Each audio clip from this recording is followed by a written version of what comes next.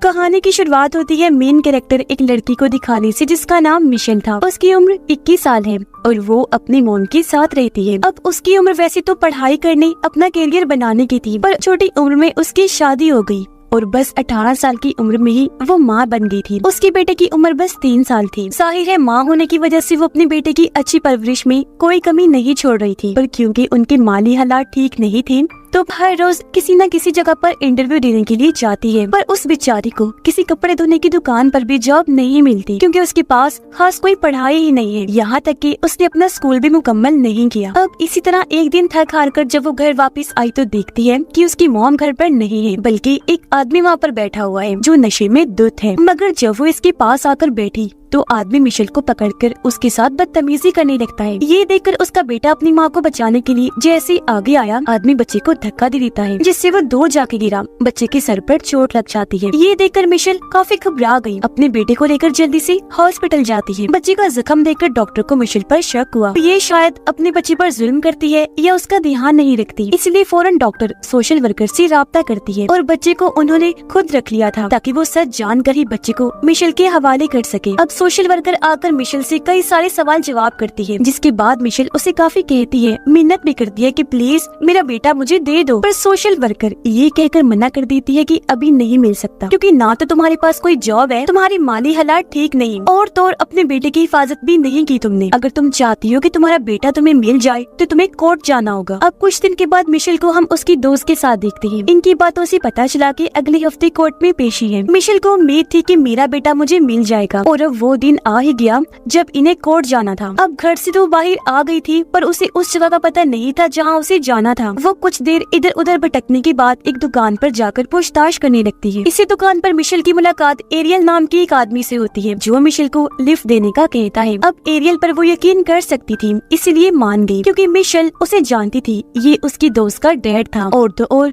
उसके पास इंतजार करने का टाइम भी नहीं था, इसलिए ये दोनों एरियल की ट्रक में बैठकर यहाँ से निकल जाते हैं। रास्ते में एरियल मिशेल को कहता है कि मेरे पास कुछ डॉग्स हैं तो क्यों ना तुम अपने बेटे के लिए एक डॉग ले लो। पर इसके लिए मिशेल राजी नहीं होती क्योंकि उसे देर हो रही थी, लेकिन वो ये भी सोचती है कि मेरे बेटे को डॉग्स बहुत पसंद है, वो खुश हो जाएगा, इसीलिए वो राजी हो जाती है। ये दोनों जब एरियल के घर के बाहर पहुँची तो वहाँ एक डॉगी थी जिसे देखकर मिशेल को शक नहीं हुआ। पर जब भी दोनों अंदर आई तो मिशेल सारी बात समझ जाती है कि वो मुझे यहाँ क्यों लाया है, गलत इरादे से, क्योंकि अंदर आते ही फौरन उसने दरवाजा बंद कर लिया था। पर अब जब मिशेल को एहसास हुआ तो काफी देर हो गई थी। वो उसे पकड़कर पहले हाथ पांव बांधता है, फिर उसके मुंह पर भी टेप लगा देता है, फिर उसके पूरे जिस्म को तारों से जकड़कर छत के साथ लटका देता है। अब इस तरह बेदर्दी से बांधने से मिशेल को काफी दर्द हो रही थी, पर इस वक्त भी इन हालात में भी वो अपने बेटे के बारे में ही सोच रही थी कि आज अगर मैं कोर्ट ना जा पाई तो मेरा बेटा फिर मुझे कभी नहीं मिलेगा। इसीलिए एरियल से भी काफी मिन्नतें करती है कि प्लीज मुझे छोड़ दो, मगर वो उसकी एक ना सुनकर उसे ऐसी हालत में छोड़कर यहाँ से चला जाता है। अब सुबह से शाम हो गई थी पर वो लौटकर नहीं आया था। उधर मिशेल के कोर्ट में ना आने की वजह से सबको ये लगने लगता है जैसे वो अपनी जिम्मेदारी से भाग गई है, जानबूझकर कोर्ट नहीं आई। यहाँ तक कि उसकी मॉम को भी यही लगता है कि एक बार पहले भी मिशेल ने लापरवाही करके अपने बेटे को चोट लगवा दी और अब फिर से वो इस जिम्मेदारी से जान छुड़वाना चाहती है क्योंकि उसके ताल्लुकात अपनी मॉम के साथ भी ठीक नहीं थे। इसलिए रात तक भी जब वो घर वापस नहीं आई तो किसी ने भी उसे ढूंढने की कोशिश नहीं की। उधर 2 दिन तक ऐसे छत से लटकने के बाद आखिर एरियल आकर उसे नीचे उतारता है। 2 दिन से उस बेचारी ने कुछ नहीं खाया था, उसकी हालत काफी खराब थी, मगर इस हालत में भी वो इंसान की शक्ल में जानवर एरियल उसके साथ गलत कर देता है। फिर सीढ़ियों के रास्ते घसीट कर उसे बेसमेंट में लेकर गया, एक बार फिर गलत करने लगता है,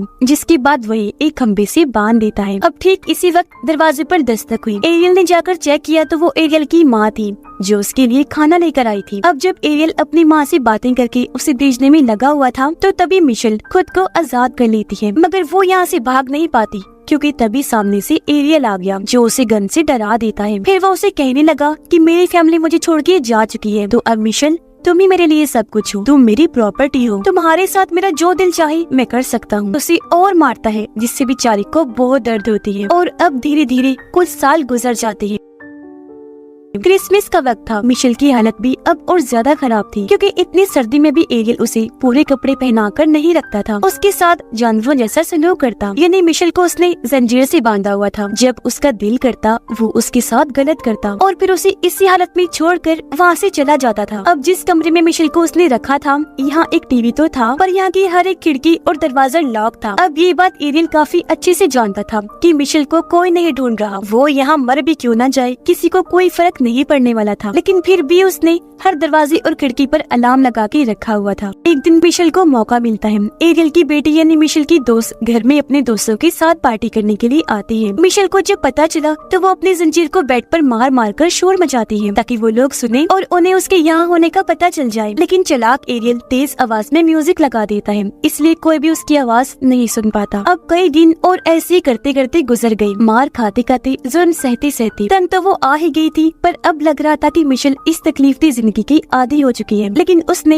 हिम्मत कभी नहीं हारी थी। अब एक दिन एरियल उसे एक डॉगी लाकर देता है जिससे मिशेल काफी खेलती है, पर जब वो डॉगी को लेकर यहाँ से भागने की कोशिश करती है तो एरियल एक बार फिर उसे पकड़ लेता है। मिशेल को सजा देने के लिए वो डॉगी को उसकी आंखों के सामने ही मार देता है। वो फिर उसे धमकाता है कि अब अगर तुमने भागने की कोशिश की तो अगली बार डॉगी की जगह तुम होगी, तुम्हारा भी यही हशर होगा। अब एरियल इस गंदे खेल को गेम की तरह ही इंजॉय कर रहा था। वो इस कदर दरिंदा बन चुका था कि इस चीज की उसे आदत हो गई थी। इसीलिए वो फिर एक लड़की को अगवा करके लाता है। इस लड़की का नाम अमेंडा होता है। इसकी उम्र 17 साल थी और अब वो इन दोनों को जंजीर से बांधकर अलग अलग कमरे में रखता है। पर अक्सर जब दोनों को आजाद किया जाता तो मिशेल अमेंडा के पास आकर उससे बात करने की कोशिश करती थी, लेकिन ये तो बस हमेशा रोती ही रहती है। अब मिशेल टीवी पर देखती है कि पुलिस अमेंडा को ढूंढ रही है। साथ ही उसकी फैमिली, उसकी दोस्त, हर कोई अपील कर रहा है कि उसे जल्द से जल्द ढूंढा जाए। उसके लिए रेलिस निकाली जा रही थी, साथ ही मोमबत्तियां जलाकर दुआ भी की जा रही थी कि वो जल्द से जल्द मिल जाए। अब ये देखकर मिशेल सोचती है कि मेरे लिए तो ऐसा कुछ भी नहीं किया गया था। अब उसे अमेंडा के लिए बुरा तो लग रहा था, लेकिन कहीं न कहीं इस खबर से उसे दुख भी पहुंचा था। और अब ऐसे कई दिन और गुजर जाते हैं। एक दिन मिशेल को पता चला कि मैं माँ बनने वाली हूँ, और जब ये बात एरियल को पता चली तो वो उसके पेट पर भारी डंबल से हमला करता है ताकि उसका बच्चा ना रहे। इस चीज से मिशेल को बहुत तकलीफ सहनी पड़ी, पर एरियल को इससे कोई भी फर्क नहीं पड़ रहा था। और अब जैसे मिशेल की हालत ठीक हुई,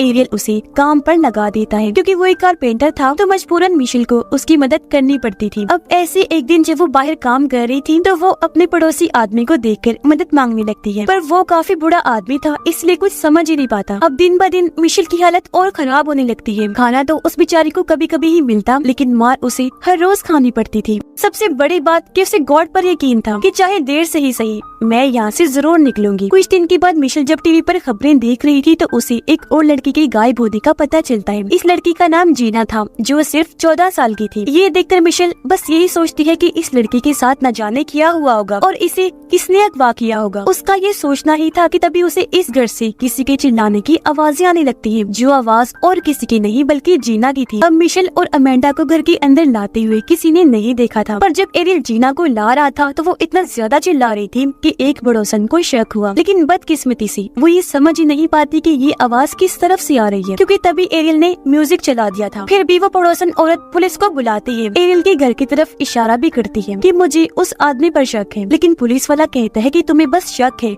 यकीन नहीं, तो हम ऐसे किसी को शक की बुनियाद पर परेशान नहीं कर सकते। यानी कि एरियल एक बार फिर बच गया था। इस लड़के जीना के साथ भी एरियल वही सब करता है जो इतने वक्त से वो मिशेल और अमेंडा के साथ कर रहा था। जीना से मिशेल को पता चलता है कि वो एरियल की छोटी बेटी की दोस्त है, तभी उसने लिफ्ट ली थी। यानी कि एरियल इस कदर पागल हो गया था कि वो इतनी छोटी लड़कियों को भी नहीं छोड़ रहा था, इतना गिर गया था वो। अब एरियल मिशेल और जीना को एक साथ कमरे में रखता था। दोनों के बाल भी काट दिए थे, पर अमेंडा को वो हमेशा अपने पास रखता था, उसके बाल नहीं काटे थे।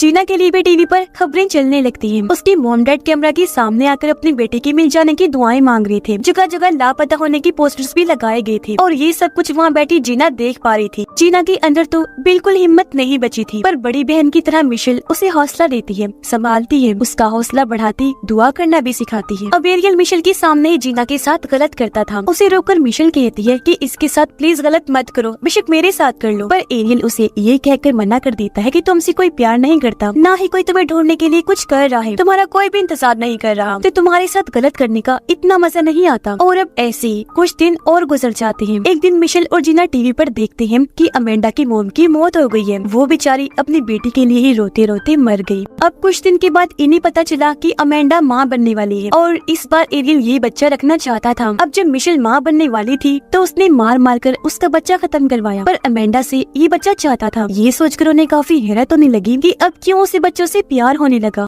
अमेंडा की एक बेटी पैदा हुई जो बहुत प्यारी थी। अब गन पॉइंट पर मिशेल को बच्चा पैदा करने में उसकी मदद करनी पड़ती है। खैर अब वक्त के साथ साथ वो बच्ची बड़ी हो रही थी, जिस वजह से उसकी माँ अमेंडा को थोड़ी अहमियत दी जाने लगी। मतलब उसकी जिंदगी पहले से बेहतर बना दी गई थी। पर मिशेल और जीना की जिंदगी तो पहले जैसी ही बदतर थी। यानी हमेशा सड़ा हुआ खाना, कभी कभी नहाने का मौका और थोड़ी सी आजादी जो वो टीवी वगैरह देख ले। अब यहाँ मिशेल के साथ एरियल का रवैया ज्यादा ही सख्त था। वो उसे 4 दिन का सड़ा हुआ खाना देता, वो भी 2 दिन के बाद। साथ ही काम भी वो ज्यादा करवाया करता था। वो पुरानी हो गई थी, इसकी वजह ये थी। अब अमेंडा की बेटी को देखकर मिशेल को अपने बेटे की याद आया करती थी। वो ये सोचती है क्योंकि काफी साल गुजर गए हैं तो मेरा बेटा अब बड़ा हो गया होगा। हर साल मिशेल दीवार पर अपने बेटे की बर्थडे का कागज लगाती आ रही थी, जिससे हम जान पाए कि उन्हें यहाँ पर रहते रहते 7 साल हो गए थे। अब जब अमेंडा की बेटी 6 साल की हुई तो यहाँ एरियल एक गलती कर देता है। वो घर से बाहर जाते वक्त दरवाजा बंद करना भूल जाता है और ये चीज अमेंडा की बेटी देख लेती है, जो बाद जाकर वो अपनी मॉम को बता भी देती है और उसे लाकर खुला हुआ दरवाजा दिखाती भी है। अब पहले तो अमेंडा को लगा कि ये जरूर एरियल की जान है, क्योंकि वो पहले भी कई बार ऐसा कर चुका था। अमेंडा को लग रहा था जिससे वो बाहर ही खड़ा हुआ है, लेकिन जब वो बाहर गई तो ये जानकर वो काफी हैरान और खुश हो गई कि सच में आज वो दरवाजा बंद करना भूल गया था। उसी वक्त वो अपनी बेटी को लेकर बाहर आई और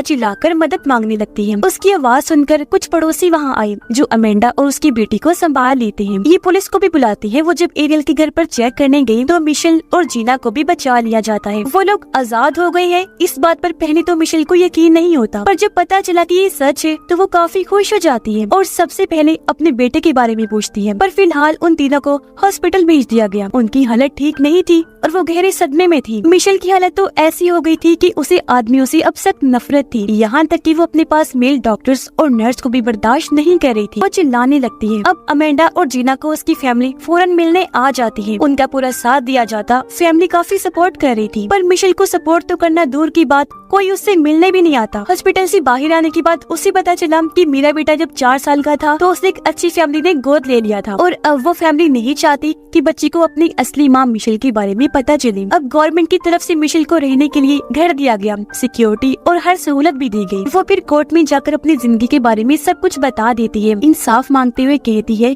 कि एरियल को कड़ी से कड़ी सजा दी जाए। अब पता चला कि एरियल को 1000 साल की सजा दी गई, पर जेल में 1 महीना गुजारने के बाद ही उसने अपनी जान ले ली, क्योंकि जो उसने किया उसकी सख्त सजा उसे जेल में ही मिल रही थी, जो वो सहन नहीं कर पाया। जबकि वो तीनों मिशेल, अमेंडा और जीना एक नई जिंदगी के साथ आगे बढ़ जाती है और इसी के साथ ही ये कहानी भी इधर ही खत्म हो जाती है।